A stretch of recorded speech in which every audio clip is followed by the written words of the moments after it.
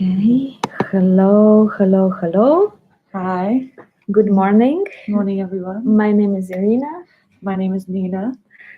So together we will start our morning and paper fetish, and we hope to make it more regular, this program and podcast. So Nina, how are you? I'm good. How are you? Yes, I'm very good. I'm very happy that we are here together.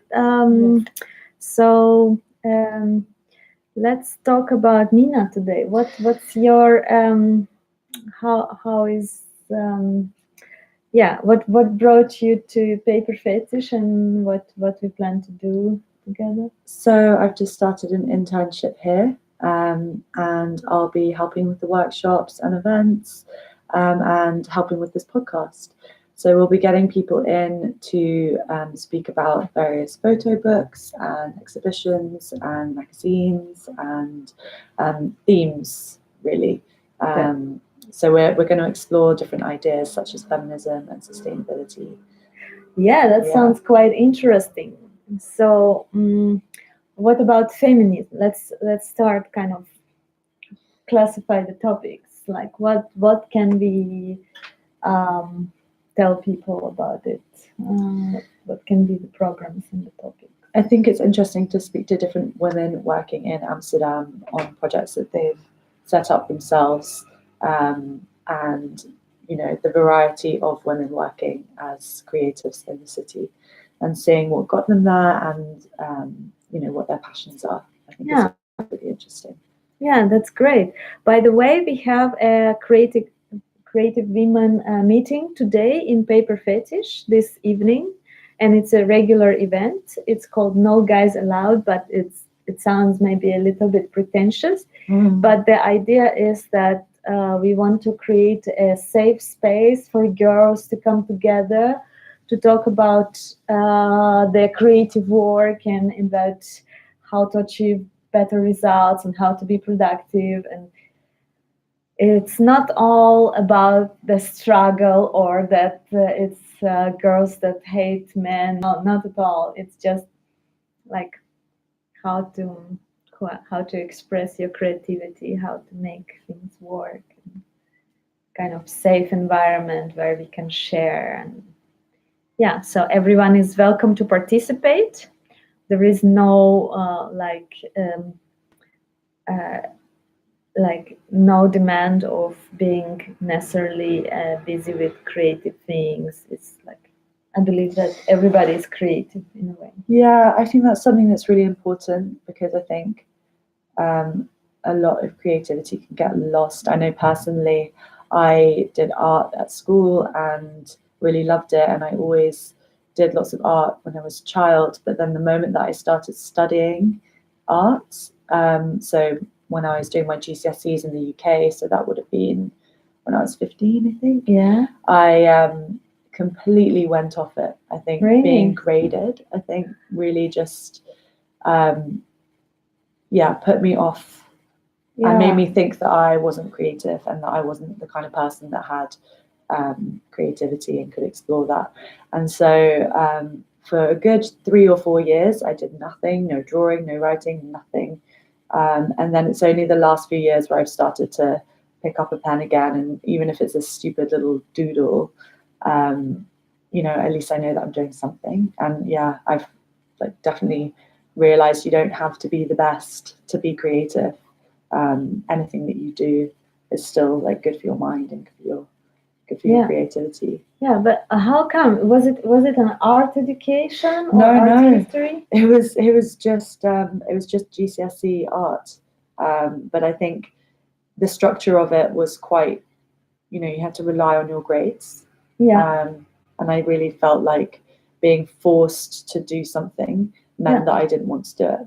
So you studied art, and at the same time your creativity disappeared. Yeah. Which is kind of very surprising to hear, because normally you expect that for somebody studying art is actually a starting point to develop their creativity. But I think it was just at such a young age, and everything that I had done before was very organic, and things that I had chosen to do, and it was like playtime in a way. So then the moment that I was forced to do it, I didn't enjoy it as much. But I totally understand, there are people that go and they study art and that's their passion and that's their life and that's their career. But for me, Yeah. it was never that. It was something that I enjoyed doing, as a way to keep me sane. So what exactly did you study there? What was the? So we used to do GCSE art. We used to do. We'd pick an artist and we'd have to copy their work, and then we'd have to come up with a piece at the end. Yeah. And I don't want to be so negative because I know there are lots of people who did it and loved it, and probably because they were very good at it. But I think because I'd always considered myself as not naturally artistic, that kind of imposter syndrome really got to me, because I was like, oh, I'm not that good, I haven't got a star. Which I think is a really damaging way to view creativity. It shouldn't be about how good you are. Yeah, I had a similar thing. I was like very active in photography, and I was traveling around the world, and I was taking so many pictures. I was shooting maybe 1,000 images a day. I was like crazy about photography, really. And then I got into this art school, photography and multimedia school, for 2 years. And then I was telling to everybody, like, what do they teach? They teach you how not to photograph, how not to take pictures. And that was very discouraging, but at the same time it got me onto some other different level, because they teach you to justify your every movement and your every, because like everybody is so much overproducing the images, and then you learn how to stop and how to think about what you're doing, and how to explain, or how to like know a deeper background. And of course, in the beginning, it was like very discouraging, and there was a lot of pressure, and it's like literally you couldn't take pictures because you have to be there from 10 a.m. and you finish at 6 p.m. when most of the year the light is already down, and you're just too tired simply to sit in the room for the whole day and discuss some like theory, and the room without windows with the projector, and so you fall asleep all the time. So it was like 2 years. I can imagine what you mean by being discouraged by this whole system, by the rules. By the pressure. And I heard also from somebody who studied Rietveld Academy that it was the same, that there was so much pressure that you have to be a successful artist, contemporary artist, who has to have all those concepts behind their work, that they stop actually producing the real work. They are busy the whole time with some kind of concepts, and then they lose the thread. So I think it's well, I mean, this is why it's important to have a space where you're free to explore your creativity with kind of like-minded individuals, and there's no pressure on you to create something that's beautiful, or that you're going to sell, or that you're going to make money from. It's something for you, and I think it's really cool. Concept. Yeah, it's cool, and it can have different purposes. It can be just for yourself, like having this kind of I don't know, meditation process in creating something, or just therapeutic purpose. So everybody is creative, and this is healthy thing to be creative. But somehow the world gives us so pressure that, or you're not good enough, or you just have to do something else, because people would ask you how you earn money, for example, and then you get stuck with this question, and then you get this pressure that you have to be something like directly useful for the world.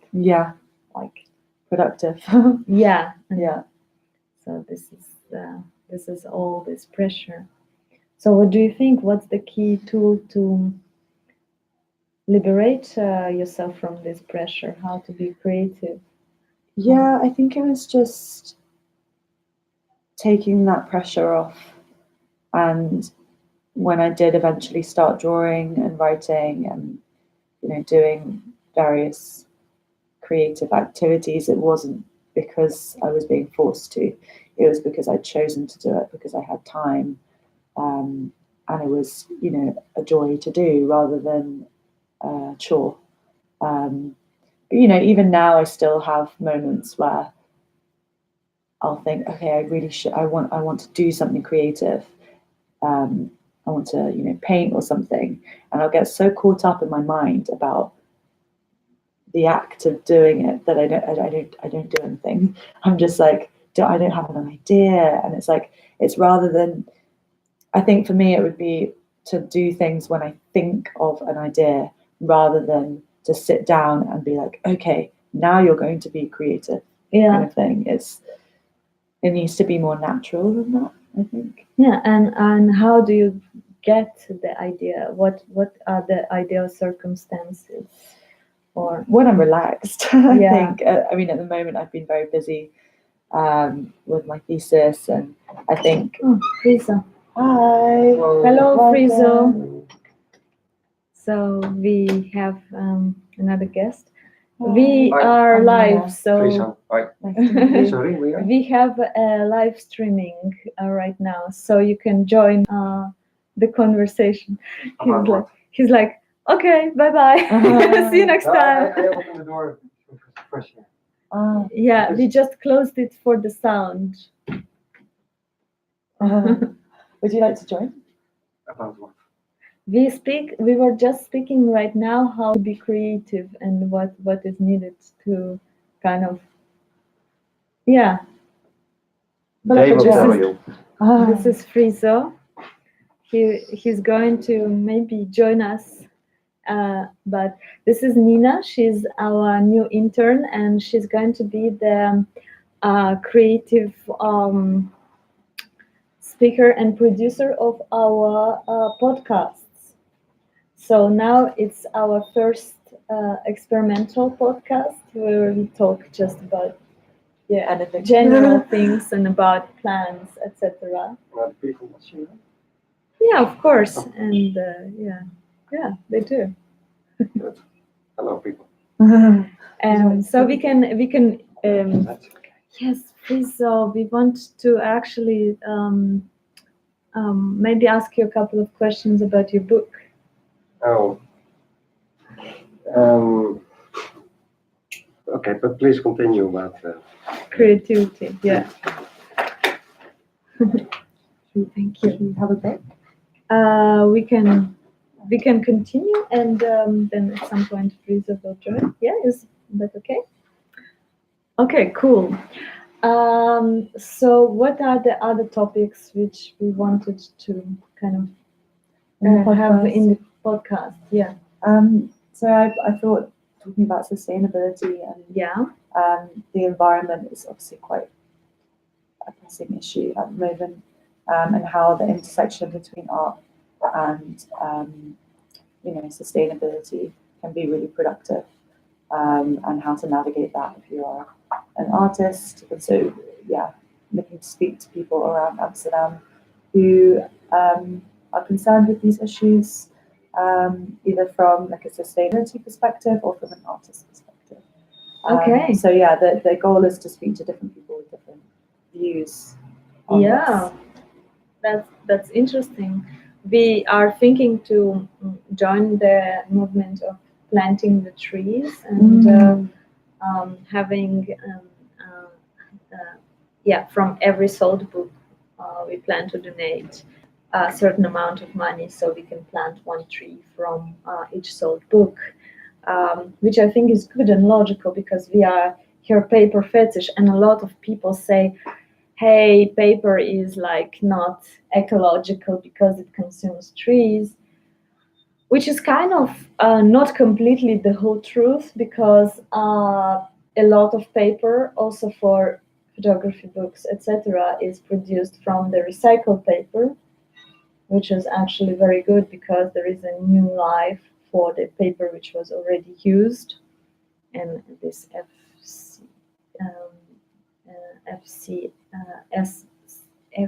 PET paper, which is a special trademark for recycled paper, which we also try to use in the books we produce. And also, if you compare like consuming the information in your digital device, you'll understand that it's actually much less sustainable than physical books, because you consume the power, the energy, which comes from also power plants, etc. And then all those devices, they are much less recyclable than the paper, which is like, and they need to be constantly updated. And when they get outdated, they get thrown away to the dumps in somewhere in Africa, and it's a horrible sight. So I want to also maybe talk about that. It can be interesting. Yeah. So Lots to think about and discuss, I think, for the future. Yeah. And what else do we have in mind? Or we keep it a little bit secret, right? So we don't give away all of it. And obviously we need to speak to people about it before we mention any names. So I think. Yeah, and we also plan to speak about photo books and have photo books as a starting point of steering our conversations. And so each day we can choose a photo book of the day, and sometimes we can be lucky and the artist can be present. So like today, for example, we are super lucky because the artist is present. But maybe we would like to talk a little bit about Friso's Pustra book. Yeah. That will be very, very good. He's here just by chance. He's taken completely by surprise, and this is not like not a planned action whatsoever. Sorry. But sorry about that, Friso. Good morning. This is a big surprise for morning. To put most photographers in front of a camera makes us very nervous. Then discomfortable. Used to it. We used to be behind the camera, not in front of it. But I'll try to. That's the other side of your work, because when you create something, you also always need to present it to the audience. I did not think that through before I started. You thought you could hide away forever. I was hoping. Okay, and it's right here on the table, because we were already like looking for it yesterday with some guests of Paper Fetish. So it's called Devils and Angels, Ritual Feasts in Europe. Yes. This is a book. It's a photo book that I worked on for about 14 years. Wow. And I photographed in 15 different countries. Mm-hmm. And 15 European countries, I must say. And all these countries, I looked for very local customs and traditions. And to, when I started with the idea to see how much they have in common with each other, and the longer I was working on it, the more, similarities and parallels I discovered between all these very ancient traditions. And that is the pictures you see here are pictures I took in the in Germany, in the Harz Mountains, and which was also basically the beginning of this whole project. And the book is it's divided into 4 chapters. Mm-hmm. And the chapters go by the season. So spring, summer, autumn, and winter. And in between are short stories. They tell you something about where it's coming from. But also my own experiences, what it was like to be there as a photographer. Yes, do you have Yeah, I question? want to ask you something. Did they also make you to participate in those weird things and dress in those like strange costumes? Yeah. Do the weird stuff? I must honestly say it was absolutely fantastic project to work on because I was, yeah, sometimes whether I wanted or not, but I just had to participate in the in all the festivities, and I don't know, I had things thrown over me that sometimes I did not know what it was. Um, I was chased by devils Wow. through the mountains who really hit me sometimes really hard with whips. Oh my goodness. But that was all part. It was part of the tradition. Yeah, well, it does have a meaning. Yeah. But it's also a lot of fun. Yeah. Um, And believe do it or not, but I even and it sounds it's going to sound really strange, but I even ran naked through the woods in Latvia with other Latvians during the Midsummer Night rituals. They all had to be naked, right? Yes, Okay. all of them. Well, the men were, not the women. It was, for example, I've been a few times to Latvia. So sometimes I went back a few times, other times not. And like this time, so the last time I went there, I made video. I also made a few short movies also, and they are to be seen now on YouTube. And what was about to say? Yeah, you were in Latvia. Oh yeah. It was anyway. So I knew these men. They were going to run through the woods. They had to do some things on the way. They had to put something on fire. And so I asked them, it's like, okay, where do you run? And they're like, okay, we will pass by that tree. I was like, okay, that tree. But we're in a forest, there's a lot of trees. And if I believe that if you're in Latvia, you have to do as Latvians or anywhere else. So in thought Latvia, you have to run naked through the woods. There is I no thought I other had to do the same thing, and but the moment before they were passing by, I was waiting, not dressed, in the middle of the field, while behind me there were all the women. They were waiting and watching, and then you do feel quite awkward. So it's but- all to show off in front of the women. That's what the purpose of it. Some of it, yeah. But it all the feast, the ritual feast, they all go back, a long time. Probably even to times before Christian beliefs. So they have like pagan roots, and it all is connected to fertility, to drive away the evil spirits. It's about the change of the seasons and a lot of mythologies. And how did you find out about the different feasts that you went to? I did a lot of research. Yeah. From an anthropological viewpoint, would you say? Or? Yes and no. From an anthropological, but it's not. It is something that's living today. It's not only a how you say it, a repetition of the past. So it's also from how you say it, a sociological point of view. Yeah, we have a lot of people watching. You see. So continue, please. I will not distract you with my little clicks. So yeah,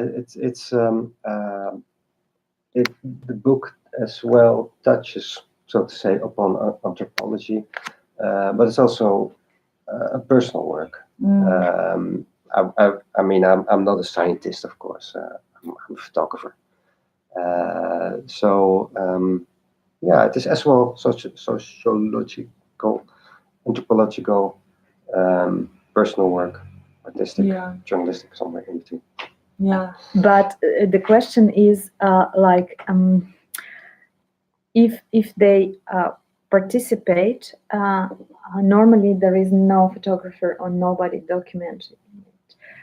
How does the situation change by your presence? Do they try to more like do things for the camera? Are they aware of this presence? It depends because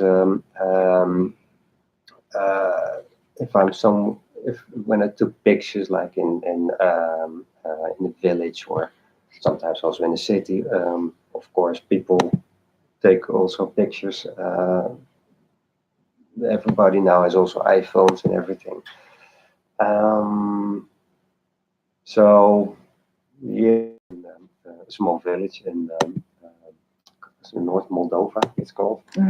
And so I arrived there. And there were festivities on the 1st of January. So when I got out of the car, all the guys were like, "Yay, that's a photographer! And, we're going to be famous!" And we enjoyed it. And people change. I don't think so. It's people just continue doing what they always do.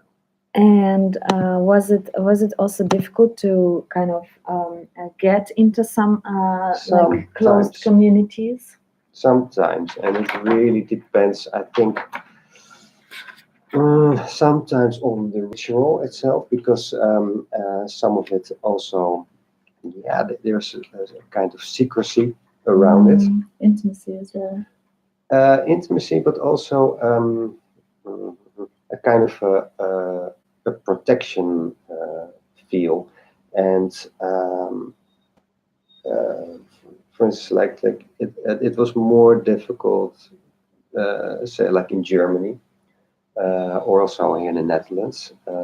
Sometimes like on the islands where I photographed. And sometimes it was very easy, like especially in the Balkans, where and I think also it's to do with people. It maybe sounds generalizing, but also to do with the with the character, with the culture. People are different. Have you stayed in touch with any of the communities? Did you make friends? Some enemies. Yeah, some enemies. Yes, I do. With quite some people I stay in touch now and still, and especially through Facebook, social media is more easy. And there's like on one of the islands in the north of here in the Netherlands, that I don't know how to say it. That the secrecy is a part of the feast, and of the excitement. Sorry? Of the excitement. Yeah, and they threaten you, though it's more words than real action. And sometimes I still, because like I've been there, I haven't been there for a few years. Yeah. But I think it was like last month or so, I got an email from a guy and saying like, "Hey, I want you to stop taking pictures on our island because it will bring damage to us." And then it's like, oh, calm down, relax. Yeah. So. But do you not feel like you have to be slightly sensitive to when people have? Sometimes. But I mean, this is quite exceptional. I'm thinking now of other communities that were so protective. Like one village in France, they literally beat me out of the village. That was not the best day. And those ones, the guys who have dirt on their faces. Yeah, I think I remember you told. But tell me more. Why are they throwing dirt into each other's faces? Mm. This. This is in the south of France, and it's a winemaking region, and they make this, yeah, how do you call it? It's kind of a porridge of Yeah, nice. of grapes, and there are different stories to it. Each village, each country, each region has is a different explanations about for their feast, and this is that I think about 500 years ago there was a war between two villages. It was about land, and at one point they scared the other villagers, the people from Cournonterral. They scared their enemies by dressing up as ghosts. So the enemy really believed that they were attacked by dead people. Yeah. That's Wow. how they won the war. And after that, they stole their wine stock, and which they have a feast with. Another explanation is that the throwing of either grapes or ash or seeds is something that it's a recurring theme in different countries. And if you think of that, many of these feasts go back to the idea of fertility. Is that to throw something is also the how to say it? Fertilizing the land. Yes, like a farmer. Yeah. Like a farmer Sowing who walks the seed. sowing the Ah. seeds, who walks on the land. So like, so here they throw grapes. In Sardinia, there was they really throw seeds. In other places, in Greece, was ashes, which is also in the holy feast, like in India. Maybe you've seen it sometimes, where people are all colored and colorful powder. Of course, Yeah. And it's the same, and also at weddings, where people throw Confetti. rice. Yeah. Nowadays it's often not allowed anymore to throw rice. Why not? Well, that's in Amsterdam because it's environmental. They think that, confetti or rice or so this is one of the things that come back in many places. Also, another thing is what if you go through the book, you see quite a lot of men in the books, and that also has a reason. Is that indeed. Mostly. a lot of the festivities there are led by brotherhoods, and they're often brotherhoods of men who are who form kind of secretive orders, and who lead the festivities. Yeah. So yeah. Yeah. Do you think that the fact that it was all men led to, not all men, but like certain groups were mostly men, led to a different dynamic? Did you notice any kind of difference in groups that were mostly men compared to mixed groups? Well, yeah, it's like one of the things that they often do is to the kind of initiation rite that is brought into the into the festivities. So there's also like one of them, the whips, for instance. In especially in Sardinia, there was it was painful. And it was funny that the last time I was in Czech Republic, Mm. And I went there. I went to the villages in the east part of the country, um, where was around 5 December were the different festivities. And again, each village had their own brotherhood of men, devilish, dressed up boys, and they were having this kind of, I don't remember that, some kind of um, it wasn't a real whip, but it was something they could beat you with. Yeah. And uh, so this Jack friend of mine, he was taken completely by surprise. And he's like, "Hi, what are you doing?" It's like, why do you beat me? I said, Tomas, it's so much. I said, this is going to happen all day long. You know, it's part of the game. So was it quite like, I don't know, macho in that sense? Like a lot of like Sometimes, bravado of, in you know, yeah, proving yourself to be a man. yeah, sometimes, yeah. Yeah. It's yeah, it was. Mm.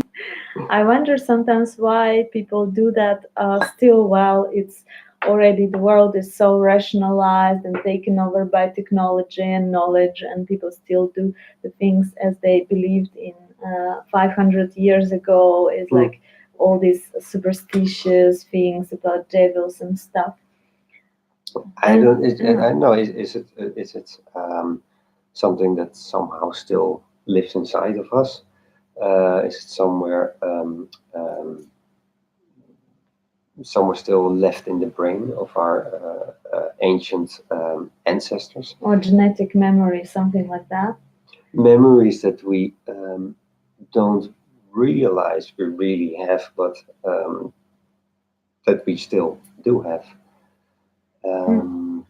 I think I have a guess that it's still exciting us, the feeling of belonging to some community, and through some kind of, sacred ritualistic action, which doesn't have the direct meaning, but the sense of like doing something together and repeating the same ritual again and again creates some kind of feeling of belonging and Mhm. also continuity that people kind of do the same as their ancestors, that keeps them like the whole cycle of human life repeating. Yes. And Because the most places where these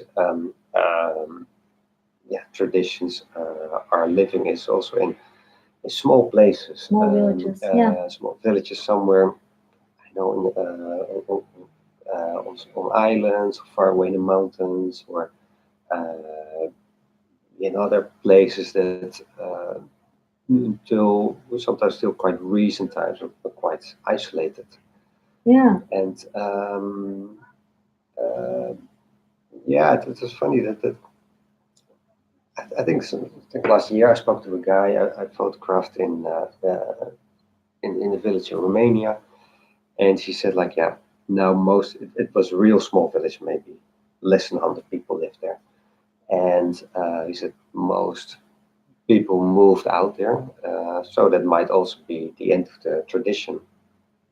But yet, new young people they picked it up again, and not because people, somebody tells them you must do this, but it's all out of free will. Because And, it's fun. to do. Yes, because it's a lot of fun, and Yeah. if we think like in the city, I don't know what country you're from. UK. UK, Yeah. and so for you, I think, correct me if I'm wrong, the time of the year is Christmas. Yes. For most people in Amsterdam too, but like. But also now around King's Day is also the time. Yeah, but I know Yeah. that on the islands in the north, that the moment of the year is the day of the Sunneclaas, as they call it, in and so it varies in every country, in every village. What was I saying? And I forgot what it was. Yeah. Do you see any of these traditions, obviously the more extreme ones that you photographed, and ones that you said were more pagan or based on ideas of fertility, do you see them diminishing in any way? Did you notice, for instance, are younger people maybe not as engaged in the traditions of the older generation? They come and go. Yeah. Really, it's yeah,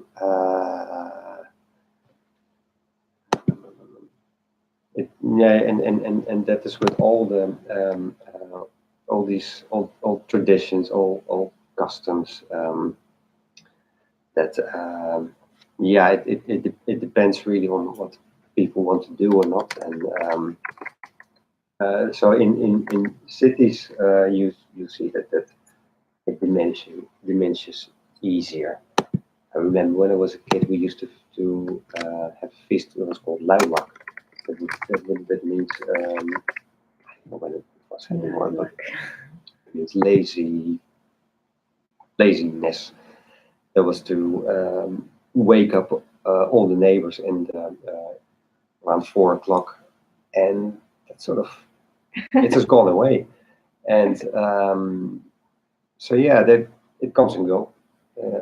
It's so it's not it's impossible to say everything will diminish. Yeah, and how was the reaction on your book when you published it?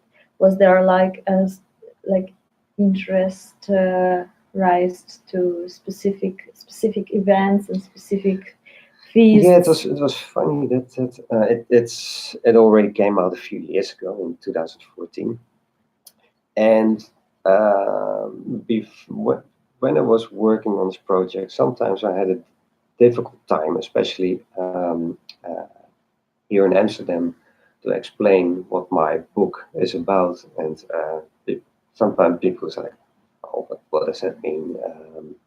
But the year the book came out, it seemed that there was like I know a bigger interest in traditions, in culture, and also in fashion. That you see it coming back that some fashion designers feel inspired by the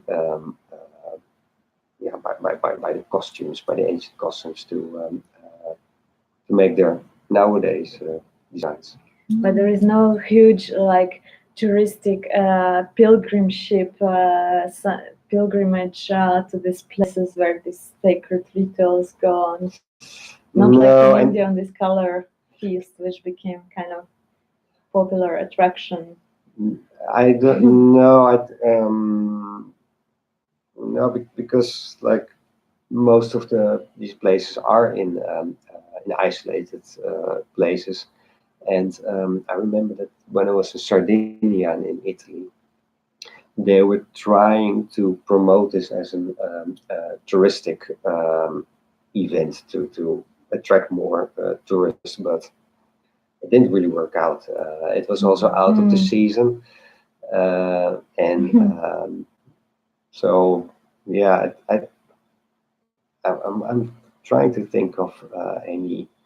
Maybe cities could also hire the photographers to create such like mini projects to kind of popularize these little happenings. That's a good idea for the city councils. But maybe they don't want tourists to come in.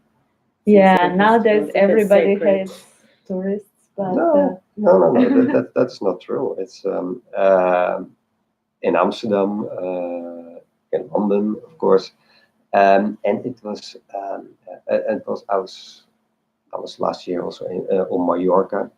They also complain about too much tourism, but many places they would love to see more foreigners come to their place.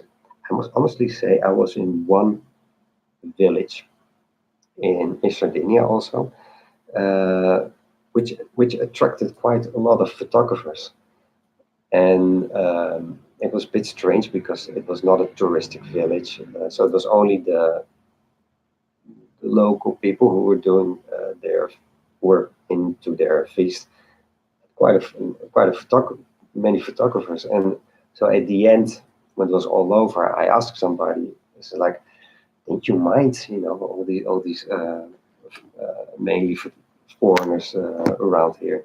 I said, no, we love it. It was fantastic, and the more the better. And so yeah, not everybody thinks the same way about. Yeah. And maybe we must say also, or I should keep that to the end. Yeah, we keep the surprise to the end. I will Okay. ask you the last question. If you were the last question from me, maybe Nina would want to ask more. But what if you think about all those rituals which you visited? What is missing there? If you would be free to create or imagine your own ritual, what would you make? Yeah. It's not to me to invent other rituals because it was I was often so surprised by what people do, and that I could not imagine something that other people should or should not do. No, and it's also not that what people also think of many times is that there's a lot of alcohol involved, which is also not always, which sometimes is the case, but not always. No, I can't give you a good answer to that. Okay. So what's the surprise? What's the surprise? Yeah. Oh, I was surprised by everything. No surprise. Oh, your surprise. no, Oh, we sorry. need to- You say what? Yeah. Oh, I thought it was my surprise. Yeah. Okay, what is the surprise?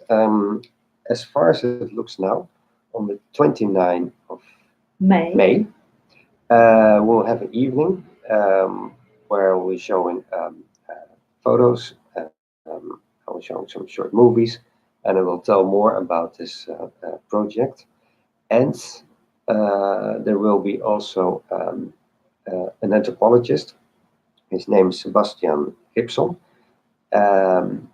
He's a Polish Dutchman or Dutch-Polish man who made an investigation, onderzoek, about the relationship between research. but research between Polish and rituals from Poland and rituals from Haiti, and there's a connection apparently. I didn't know, and I'm very interested to hear about this. Sounds quite interesting. So yes, come here. Yeah. 29 of May, and yeah, maybe we talk more about strange rituals, and you can ask some questions, and maybe you learn about how to make your own sacred rituals. Well, you learn something more yeah. about. I think rituals are like a door to our own ancient past, and I think if we look more at these old rituals, we also learn more about ourselves, how we react today, and about who we are. Yeah, or just how we have fun in the way that you don't expect normally. And something else, we also had recently a workshop with Friso about photography. Very basic understanding, because everybody thinks they are photographers before they see the ring with all the different regimes of shooting. So when you set your camera off the automatic mode, that you have to set the settings yourself. How does that work? Yeah, so we plan to expand this and create a series of short workshops as an introduction to photography. So you can subscribe on Paper Fetish page and see the updates about the events. Yes. Yeah, Thank you very much. thank you. you very much. Yeah. It was Thank a you. pleasure talking to you, and see you next time. Have a great day. Wow. Now we have to cut it off. And this is the end, my beautiful friend.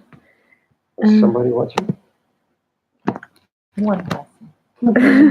No, there were, look, 118 people reached. Switched off the YouTube. No, I haven't switched off anything. You're still online. Before we start talking. Somebody watching. Do you Okay, really well- want Everybody watching.